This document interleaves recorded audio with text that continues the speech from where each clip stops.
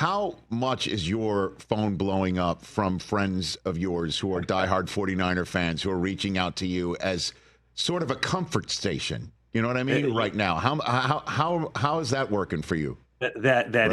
it is working. And it's not only the guys who are leaving the 49ers that they're asking about. Up until last night, it was when is Joey Bosa signing? And so yeah, there's a lot of stuff. And I guess John Lynch, when we were there at the combine, John Lynch kind of set the stage for this by saying that this was the year to kind of reset, recalibrate. Those are the words he used.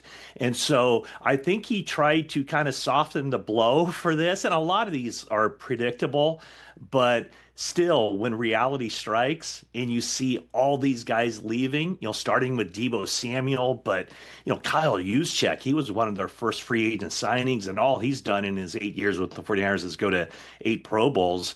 And Dre Greenlaw and Charvarius Ward and Talanoa Hufanga. And I could go on and on and on, Rich, but you probably your show will well, there it is. There it is. Yeah. You go on there and it is. on. I don't There's have a to say second row on the graphic. There's a whole second row on the graphic, Matt. And as you could see, Aaron Banks and Deebo and Juszczyk are the offensive players of note or gone. Defensively, my goodness gracious, there's some names that have been famous for this team that are now gone, but a famous face that was gone is now back, and Robert Saleh is there as the defensive coordinator, a name that I know Niners fans were clamoring for the minute the Jets mysteriously fired him after just 5 games last year. So I guess I ask you the overarching question of what are the Niners doing right now, Matt? Well, and I was going to bring up Robert Saleh because he's probably needed now more than ever.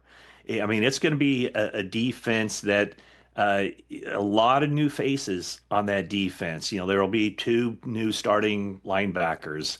The defensive line, the only carryover really is Nick Bosa. I think the defensive backfield is semi-set, but it's funny. I mean, they have added some guys, but frankly, there are guys that I had to go to Pro Football Reference to just kind of check on and see who the heck they were. So I don't know that they brought in any starters to replace the guys who are leaving. Now, they tried to kind of soften the blow even a year ago by drafting people where they thought that there would be needs now. So they drafted, their first pick was Ricky Pearsall, our wide receiver, anticipating that Deebo Samuel wasn't going to be around.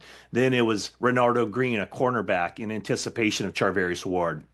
It was Dominic Pooney, an offensive lineman, in thinking that Aaron Banks wasn't going to be around. And then with Talanoa Hufanga expected perhaps to leave, they got Malik Mustafa, safety. So their first 4 draft picks from last year were all kind of taken with their eye for a year from now, meaning right now, when they wouldn't be able to re-sign those guys. And sure enough, like I said, I don't think the only one that I think was really kind of 50-50 or the 49ers really thought they had a chance to re-sign was Dre Greenlaw.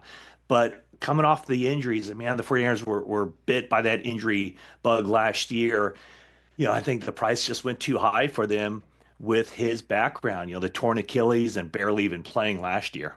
Matt Maiocco here on the Rich Eisen Show. Is it fair to draw a straight line between the decisions that are made now, or as you pointed out, last year at the draft, in advance of knowing these decisions were going to be made now at these positions, that there is a plan, there was a plan in place? Can you draw a straight line from that all the way through to the fact that Brock Purdy needs to be paid right now, Matt? I do believe so, yes, because what they've tried to do, last year, they'll be very upfront in telling you, and they'll tell you without asking. They spent more cash last year than any team in the league, and so that cash spending, they spent about $85 million over the cap. So they had to look to their future finances and their future cap standing. That's why they're right now they're going to have $77 million in dead money, and so that's clearing money for the future. And right now they're in good shape in the cap for this year, but I think that the thinking was if Brock Purdy or when Brock Purdy signs this long-term extension, the big money won't kick in for another couple years down the road, and that's when they need that salary cap space. So a lot of the moves they're making now certainly aren't to make their team better for the 2025 season.